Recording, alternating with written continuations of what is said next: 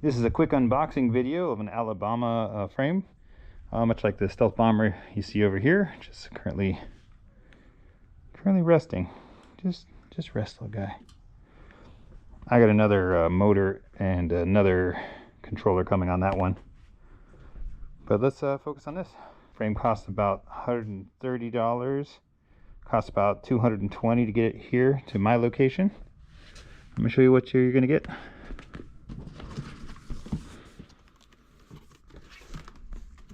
All right, these are going to be your side panels.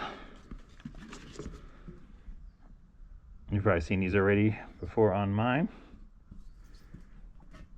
Standard, kind of heavy. Wish they went with aluminum or plastic or something else, but it is what it is. It's packaged pretty well.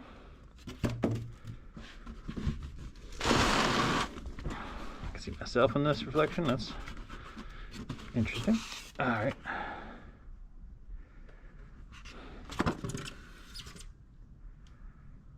Okay, so as expected, this is your mount for your seat if you're going to do a traditional mountain bike seat, or you can upgrade them to a enduro seat like I have. It's your frame area. This is the little cover on the front. Older e-bikes, you might be able to squeeze a controller into here, but most modern, like Sabvotons, they just take up a little bit more room than what that offers. You're also going to get a bag of bits. In here you're going to find a bunch of stuff. Here's your mounting hardware for the forks.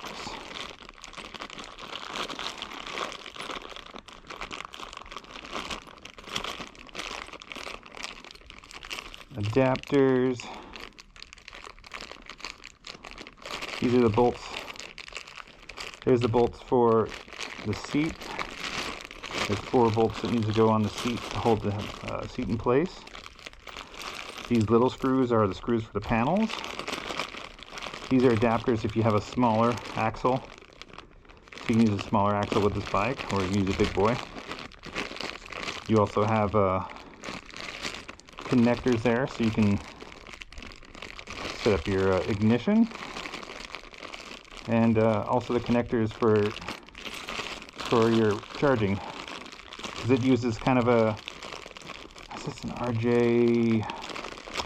I can't remember the size of this, but it's basically the same as a coax connector that they use for audio equipment. I'll definitely put that in the description. And then just basic odds and ends, little covers, the rubber covers for any holes that you might have additional if you don't utilize them. I bought this because I totally destroyed the bottom here, and I was hoping they would have changed the design. But looking at it directly, the way that the shocks mount is the same way. And you can even see a little bit of light in between where that's mounted. If I were you, if you're going to ride this seriously for off-road purposes, I would definitely put a bead around it here and clean it up. I might just keep with my re-welded one that I have over there. This is also a pretty heavy piece right here. But you can see a couple of the places where they could have sealed this up with a weld, would be better. They did a kind of a spot weld. And these could have been ground back down once they were done. Kickstand's mounted on an angle there, which is fine. They still got a little bit of the wrap that's in there to keep the threads clean.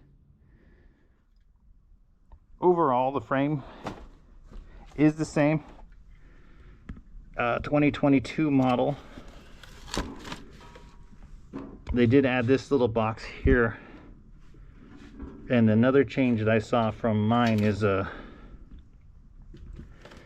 depending on which version you have, there's actually no panel on the top. Some of the ones like mine actually have another panel on top here that you can remove and potentially access the compartment directly. But it doesn't really leave you a lot of room for a controller as well. You might have to figure out a way to mount your controller. It's different than what it comes with it. Yeah, depending on your style of frame, mine actually has a couple of rails on top here, and that allows me to mount a couple of Velcro straps that I mount my controller just on the top here. Battery down in this compartment. For roughly 220 bucks and a month waiting, you can start your build. From there, now you're talking controller, motor, and suspension, and you'll just about have a complete e-bike. And I'll have a link in the description to where I got this from on Alibaba, and if you have any questions, just hit me up and subscribe if you want to see more content like this. Thanks.